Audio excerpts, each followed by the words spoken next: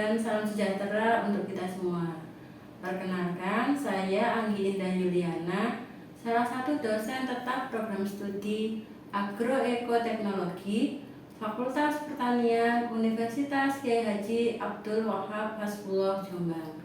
Pada kesempatan kali ini saya akan memaparkan salah satu mata kuliah yang saya ampu, yaitu Pupuk dan Teknologi Pemupukan. Mata kuliah ini merupakan mata kuliah wajib pada program studi agroekoteknologi dan diampu mahasiswa pada semester 6. Mata kuliah ini membahas terkait ruang lingkup pupuk dan pemupukan, konsep unsur hara esensial, sifat dan ciri pupuk serta cara pembuatannya, teknologi dalam pemupukan, dan yang terakhir adalah penyusunan rekomendasi pemupukan.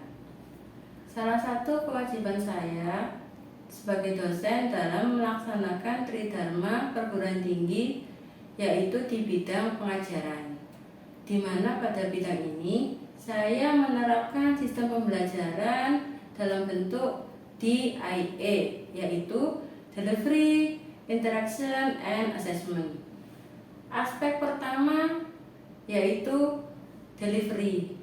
Delivery adalah proses bagaimana saya menyampaikan materi pembelajaran sehingga dapat diterima dengan baik oleh mahasiswa.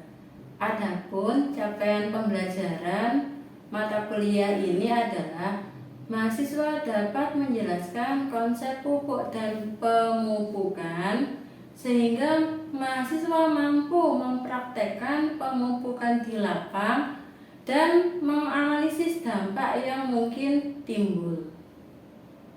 Literatur yang saya gunakan dalam penunjang pembelajaran mata kuliah ini antara lain dasar-dasar agronomi, kesuburan tanah dan nutrisi tanaman, petunjuk penggunaan pupuk, dan pupuk dan pemupukan. Literatur penunjang yang saya gunakan untuk mendukung perkuliahan ini yaitu yang pertama adalah petunjuk praktis memupuk tanaman sayur, pedoman teknik budidaya bawang daun organik secara vertikultur, dan juga ditunjang dengan studi kasus dari hasil penelitian yang dipublikasikan pada jurnal ilmiah pertanian. Selanjutnya, aspek yang ingin saya sampaikan adalah aspek interaction. Interaction merupakan proses interaksi yang terjalin antara dosen dan mahasiswa dalam tujuan mencapai tujuan pembelajaran. Adapun sistem interaction yang saya lakukan di kelas adalah menggunakan student center learning atau biasanya disingkat dengan SCL. Sistem SCL ini merupakan metode pembelajaran yang menempatkan mahasiswa sebagai subjek pembelajaran, sehingga mahasiswa akan lebih aktif dan mandiri dalam mengikuti perkuliahan. Dengan menerapkan sistem interaction ini, pembelajaran menjadi lebih interaktif, yaitu dosen memaparkan materi di kelas dan menyisipkan pertanyaan-pertanyaan kepada mahasiswa untuk membangun diskusi interaktif. Dalam sistem interaction ini juga dilakukan berupa small group discussion. Melalui small group discussion ini, mahasiswa berpartisipasi aktif dalam penyampaian pendapat untuk mengajukan pertanyaan kepada kelompok lain dalam menganalisis materi yang sedang dipelajari untuk mencapai tujuan pembelajaran. Mata kuliah pupuk dan teknologi pemupukan ini juga didukung dengan learning management system melalui elearning.unwaha.ac.id pada materi pupuk dan teknologi pemupukan. Melalui sistem e-learning ini, mahasiswa peserta didik dapat mengakses materi perkuliahan dan tugas yang diberikan oleh dosen guna mencapai capaian pembelajaran mata kuliah. dalam sistem DIE adalah assessment. Aspek assessment ini merupakan proses penilaian untuk mengukur kemampuan mahasiswa secara objektif dalam perkuliahan ini. Indikator penilaian yang saya gunakan untuk menilai hasil belajar mahasiswa antara lain yang pertama adalah kehadiran di dalam kelas dengan bobot penilaian 5%, tugas terstruktur dengan bobot penilaian 10%, keaktifan dalam diskusi dengan bobot penilaian 5%, tugas praktikum dengan bobot penilaian 20%, ujian tengah semester dengan bobot penilaian 30%, dan yang terakhir ujian akhir semester dengan bobot penilaian 30%. Hasil asesmen yang saya gunakan ini harapannya adalah mahasiswa dapat mengetahui proses penilaian yang saya lakukan dengan transparan dan objektif. Sebagai penutup, itulah aspek yang saya terapkan dalam pembelajaran mata kuliah pupuk dan teknologi pemupukan yang terdiri dari aspek delivery, interaction, and assessment yang sering disingkat dengan DIE. Selanjutnya, saya akan menampilkan proses pembelajaran mata kuliah pupuk dan teknologi pemupukan di dalam kelas secara luring. Selamat menyaksikan. Wassalamualaikum warahmatullahi wabarakatuh. Assalamualaikum warahmatullahi wabarakatuh. Waalaikumsalam warahmatullahi wabarakatuh. Bagaimana kabarnya teman-teman? Alhamdulillah. Alhamdulillah. Jadi kita ketemu lagi pada mata kuliah pupuk dan teknologi pemupukan. Siang ini kita akan membahas terkait pupuk hayati. Nah, pupuk hayati setelah kita kemarin sempat membahas terkait pupuk organik, salah satunya adalah pupuk hijau. Masih kan pupuk hijau? Masih. Ada yang tahu pupuk hijau itu apa? Oke, Mas Ben?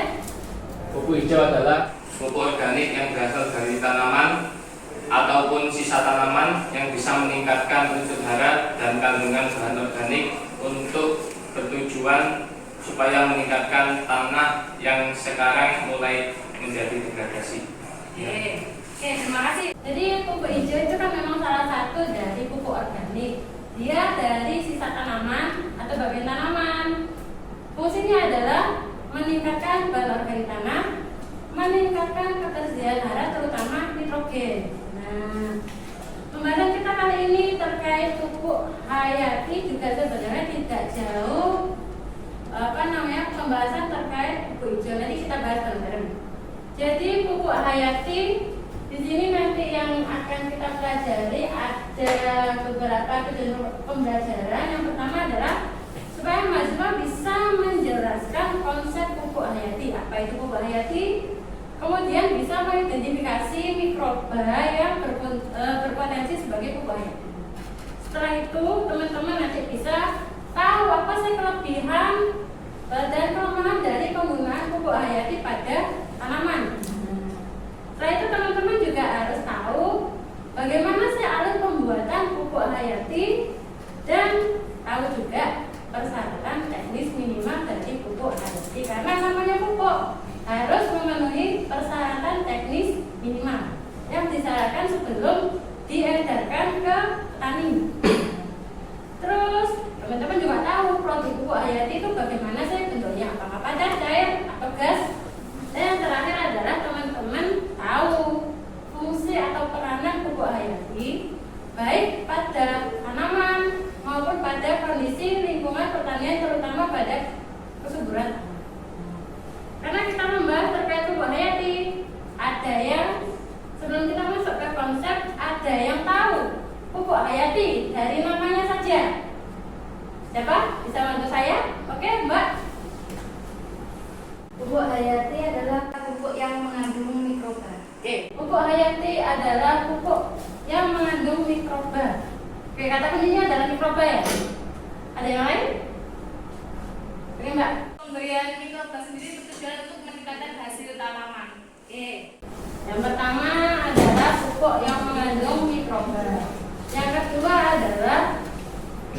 meningkatkan hasil tanaman. Kita bahas apa sih sebenarnya pupuk hayati ini. Bisa teman-teman lihat pupuk hayati ini adalah benar karena dia hayati, hayat atau hidup. Jadi pupuk ini berupa organisme dalam hal ini mikroba. Kalau dari pernyataan teman-teman nomor 1 tahun 2019 ini dia diidentifikasi sampai tingkat genus minimal. Fungsinya adalah atau perannya karena pupuk dia harus bisa fasilitasi penyediaan hara bagi tanaman. Karena pupuk itu hubungannya dengan hara atau unsur hara. Nah, pupuk hayati di sini ada beberapa konsep atau ada beberapa jenis. Yang pertama adalah dia berperan sebagai pengikat unsur hara, terutama nitrogen dan fosfor. Mengapa harus nitrogen? Mengapa harus fosfor? Karena dua unsur tersebut adalah unsur hara makro yang selalu dibutuhkan oleh tanaman. Selain itu, pupuk hayati itu juga salah satunya adalah mikroba yang dia bisa berfungsi sebagai dekomposer atau perombak bahan organik. Dari mikroba tadi ada yang sifatnya simbiosis atau berikatan dengan tanaman, ada yang dia sifatnya non simbiosis, artinya dia bebas. Organisme tadi bebas berada di lingkungan. Sudah paham ya konsepnya? Oke, lanjut kita harus tahu jenis-jenis mikroorganisme.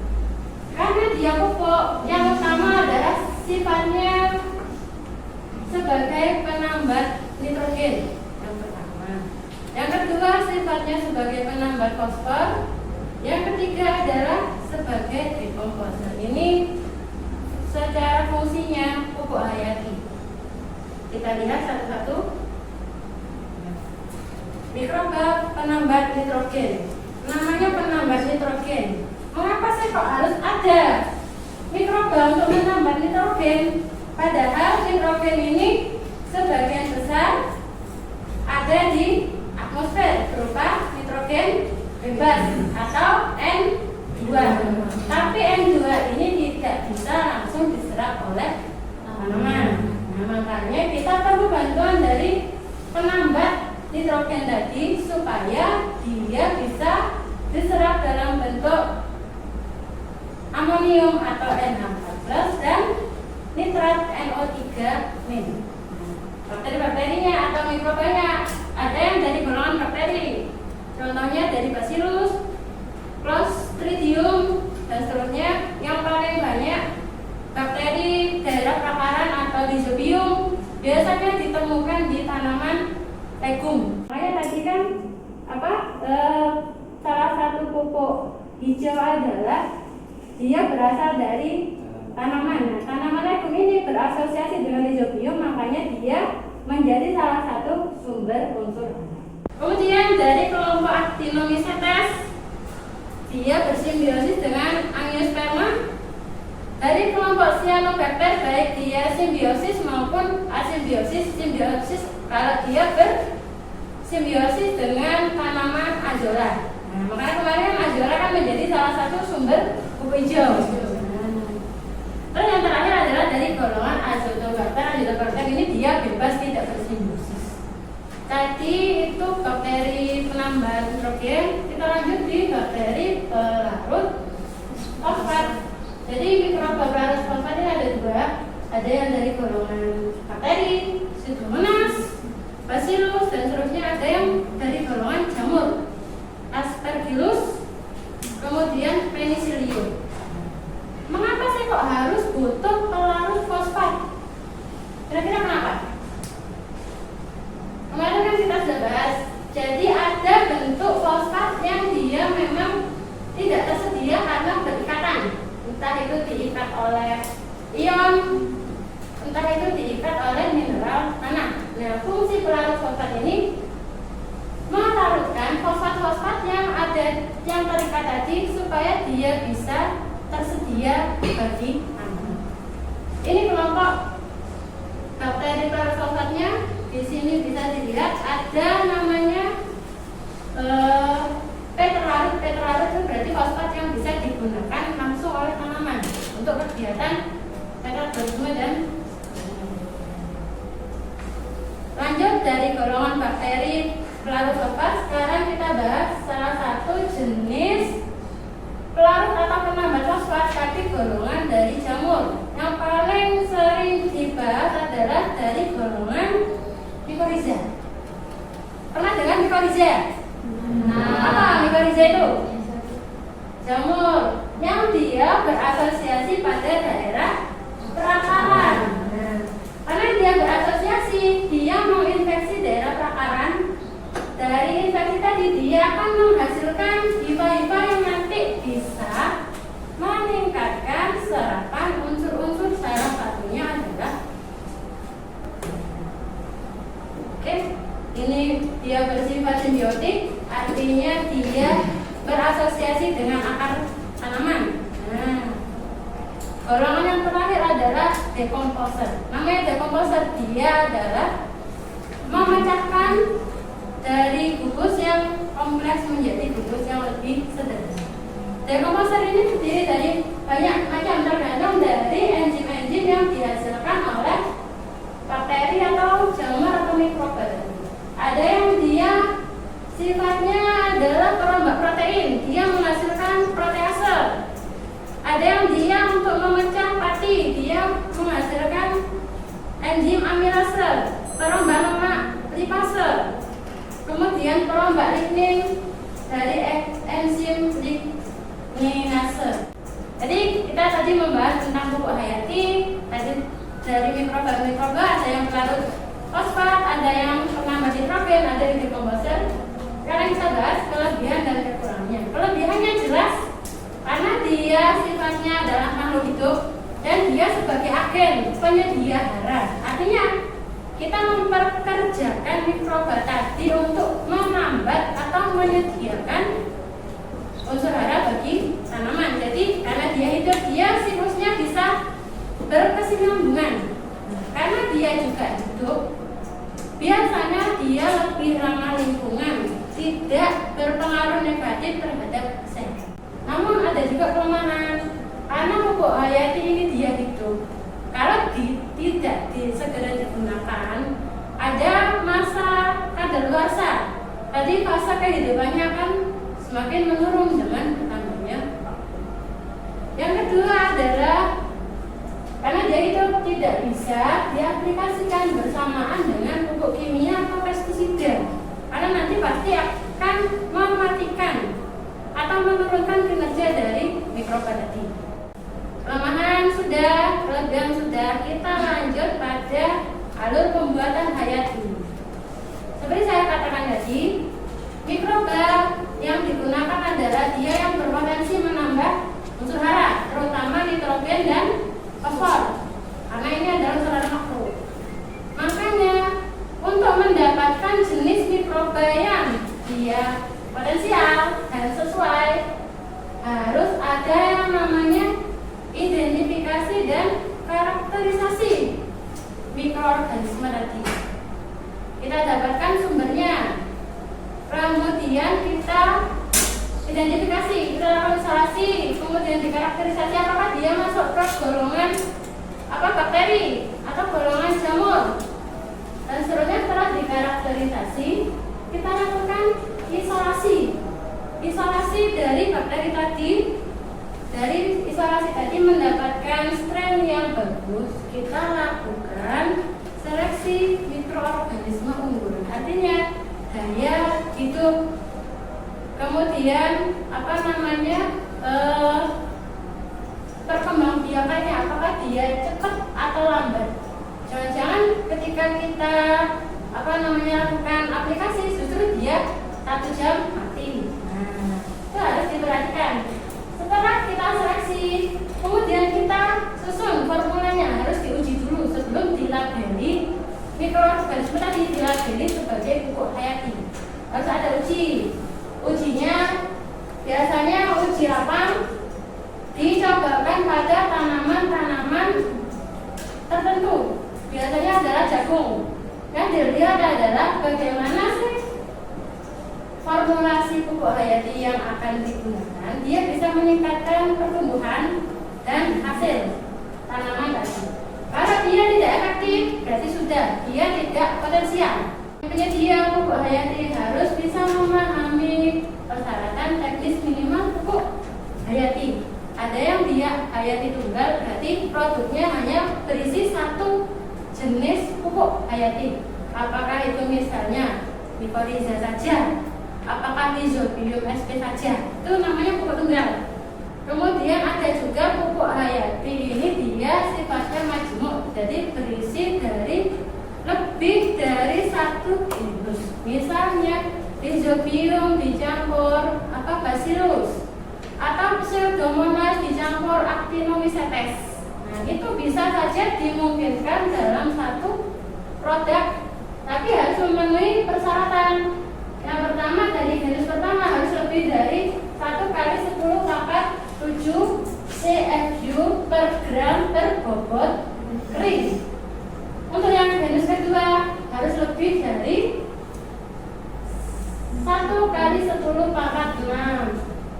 Artinya yang kedua boleh lebih sedikit daripada genus yang pertama. Nah, kalau ini dia lebih dari 2 genus, apakah memungkinkan? Sangat mungkin. Jadi ada beberapa dalam satu aplikasi satu pupuk hayati, dia terdiri dari berbagai macam mikroba. Tapi harus tetap memenuhi persyaratan ini. Jumlah bakteri dengan Actinomycetes maupun fungi atau jamur dia harus lebih besar jumlah bakterinya. Nah, ini adalah contoh pupuk hayati yang ada di pasaran. Ada EM4, ada Mycorrhiza, dan ada Rhizobia. Ini kan sudah ada yang kenal ya? Ada yang tahu, ada yang belum tahu.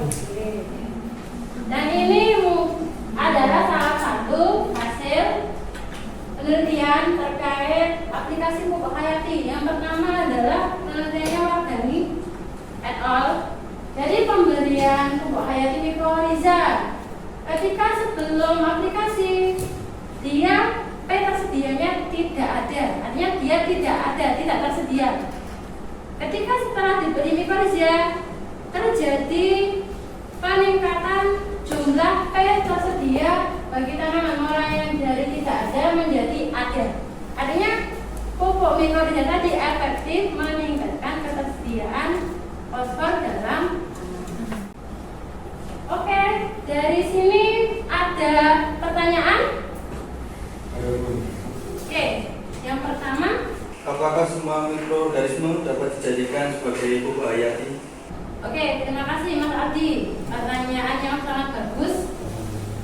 Apakah semua mikroorganisme bisa menjadi pupuk hayati? Nah, ada yang bisa menjawab dari pernyataan saya tadi? Oke, Mbak. Menanggapi dari pertanyaan yang tadi, apakah semua mikroorganisme itu bisa dijadikan pupuk hayati? Jawabannya tidak.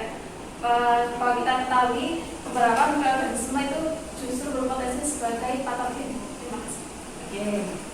Jadi Mas Adi, pertanyaannya adalah apakah seluruh mikroorganisme berpotensi sebagai pupuk hayati? Jadi dijawab Pak Ilmi ya, tidak semua mikroorganisme berpotensi sebagai pupuk hayati, karena memang beberapa mikroorganisme ada yang sifatnya sebagai patogen. Dan kita ketika mau mendapatkan mikroorganisme digunakan sebagai pupuk hayati, kita harus tahu dulu dia jenisnya apa. Apakah dia potensi sebagai penambah nitrogen, apakah sebagai pelarut fosfat, atau sebagai dekomposer. Nah, ketika sudah diketahui potensinya melalui isolasi, karakterisasi, baru kita uji apakah dia efektif. Artinya kuncinya adalah diuji efektivitas untuk melihat apakah sebuah mikroorganisme berpotensi sebagai pupuk hayati atau tidak. Oke, Mas Adi, bagaimana? Sudah. Terima kasih Mas Adi. Mbak Ilmi juga terima kasih. Ada lagi? Oke, Mas itu. Nanti sekitar pekarangan rumah. Oke, Mas itu terima kasih atas pertanyaannya. Jadi mikroorganisme kan sumbernya kan banyak sekali ya. Apakah di di sekitar halaman, apakah di hutan atau di tempat yang lain. Nah, pertanyaannya bagus. Apakah mikroba atau mikroorganisme tadi ada yang bisa didapatkan dari lingkungan sekitar, misalnya pekarangan ya? Oke, ada yang bisa menanggapi dari pertanyaannya Mas Ujo? Oke. Ada, yaitu contohnya Trichoderma. Trichoderma itu adalah bangsa jamur yang Ya. di situ bisa ditemukan biasanya di perakaran bambu. Nah, di situ fungsinya Trichoderma itu untuk melindungi akar tanaman dari patogen-patogen yang ada di dalam tanah.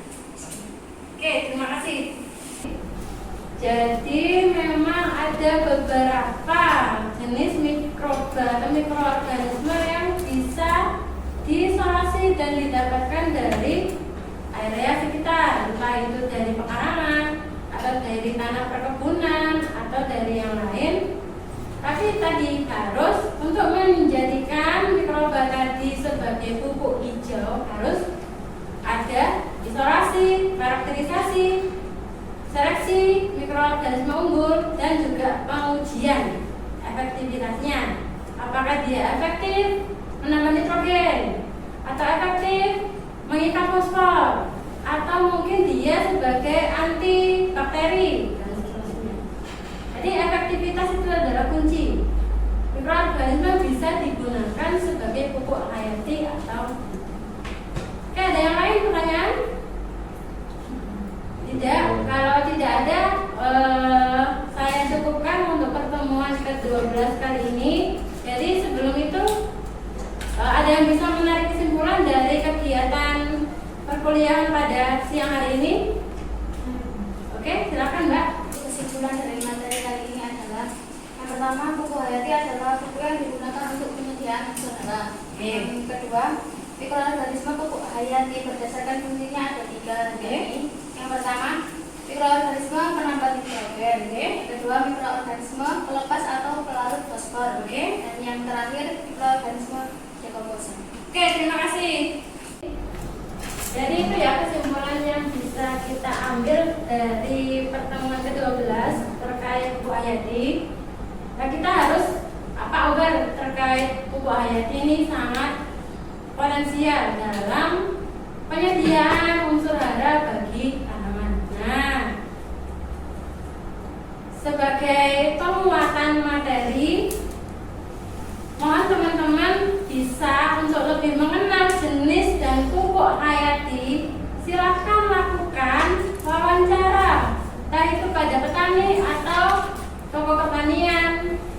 Yang intinya adalah teman-teman mengidentifikasi produk pupuk hayati yang beredar di sekitar Kabupaten Jombang. Yang ditulis adalah lokasi teman-teman survei di mana, desa apa, kemudian nama produk pupuk hayati yang ada atau yang digunakan beserta produsennya, apakah dari Jombang sendiri atau dari lain. Kemudian silakan identifikasi jenis mikroba yang terkandung pada pupuk hayati tadi. Dan terakhir adalah bagaimana sih dosis dan cara aplikasi pupuk hayati tersebut. Seperti biasa, tugas dikerjakan dan dikirim via e-learning. Jangan lupa sebelum jam 12 siang tugas harus disubmit di laman e-learning Unwahab di mata kuliah pupuk dan teknologi pembukaan. Oke, mungkin ini dari saya, kurang lebihnya mohon maaf. Terima kasih atas kehadiran teman-teman.